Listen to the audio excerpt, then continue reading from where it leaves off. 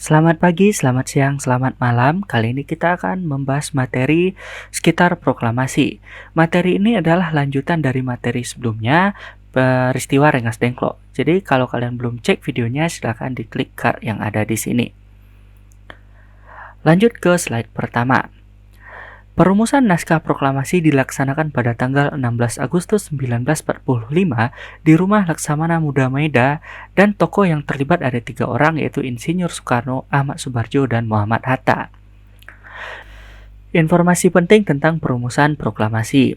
Perumusan naskah proklamasi dilakukan setelah Soekarno dan Hatta baru saja kembali dari Rengas Dengklok. Sebelum melakukan perumusan naskah proklamasi, Insinyur Soekarno terlebih dahulu menemui Jenderal Nishimura untuk menjajaki sikap Jepang terhadap Indonesia. Namun Jenderal Nishimura bersikap menolak kemerdekaan karena ditugaskan oleh sekutu untuk menjaga status quo. Oleh karena itu, Insinyur Soekarno meminta agar Jepang tidak ikut campur apa saja yang nantinya dilakukan oleh PPKI.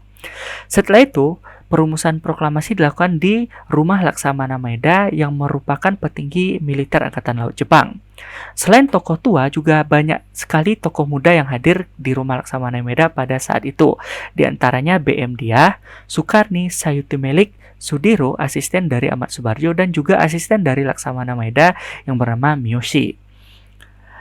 Inilah naskah proklamasi yang ditulis tangan oleh Soekarno, di mana Soekarno bertugas menulis dan memberikan gagasan tentang kata-kata proklamasi. Lalu Ahmad Subarjo menyumbangkan kalimat pertama yang berbunyi, "Kami bangsa Indonesia dengan ini menyatakan kemerdekaan Indonesia." Jadi pernyataan tegas tentang proklamasi adalah hasil pemikiran dari Ahmad Subarjo. Lalu Muhammad Hatta, kalimat kedua yang berbunyi, "Hal-hal yang mengenai pemindahan kekuasaan dan lain-lain diselenggarakan dengan cara seksama dan dalam tempo yang sesingkat-singkatnya." Ini bisa dilihat naskah proklamasi yang ditulis tangan oleh Soekarno, hasil pemikiran dari 3 tokoh tersebut.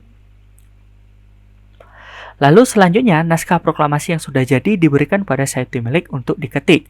Dan naskah atau teks proklamasi dari Sayuti Melik inilah yang nantinya dibacakan oleh Soekarno pada tanggal 17 Agustus. Di mana teks ini mengalami perubahan, di antaranya kata-kata tempo diganti menjadi tempo, tulisan Jakarta 170805 diganti menjadi Jakarta hari 17 bulan 8 tahun 05, dan tulisan wakil-wakil bangsa Indonesia diganti menjadi atas nama bangsa Indonesia. Bisa dilihat, ini dia teks proklamasi hasil ketikan dari Sayuti Melik.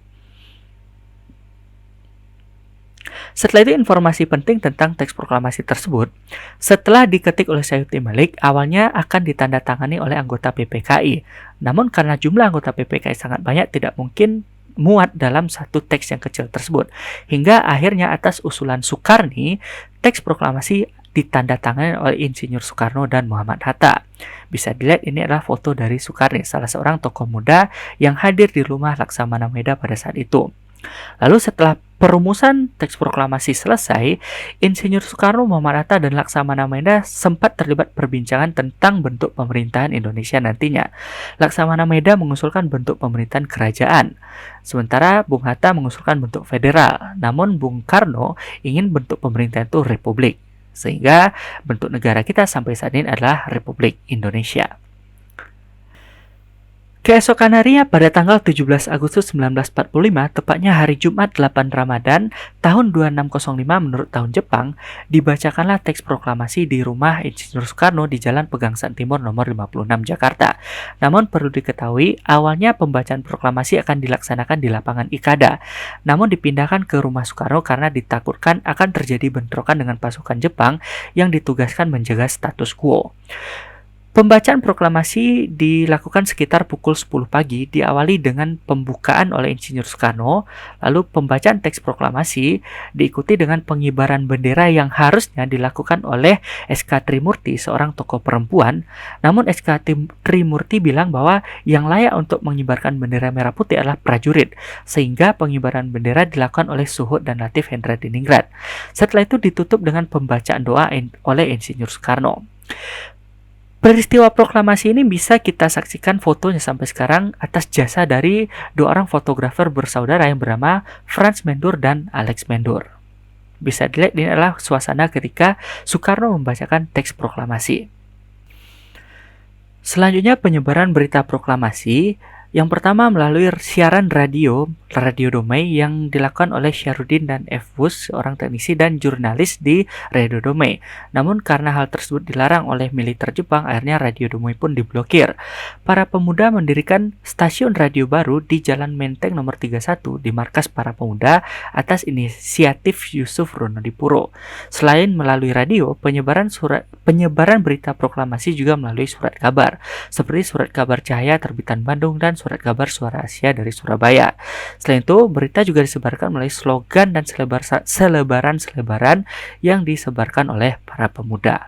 Bisa dilihat ini adalah tangkapan layar dari surat kabar Suara Asia terbitan Surabaya yang memuat tentang berita kemerdekaan Indonesia. Oke teman-teman, itu dia materi sekitar proklamasi yang merupakan lanjutan dari materi peristiwa Rengas Dengklok. Jika kalian mau slide PDF-nya, silahkan tinggalkan email di kolom komentar. Jangan lupa like dan subscribe agar channel ini bisa terus berkembang dan upload video materi terbaru setiap harinya. Sekian dan terima kasih.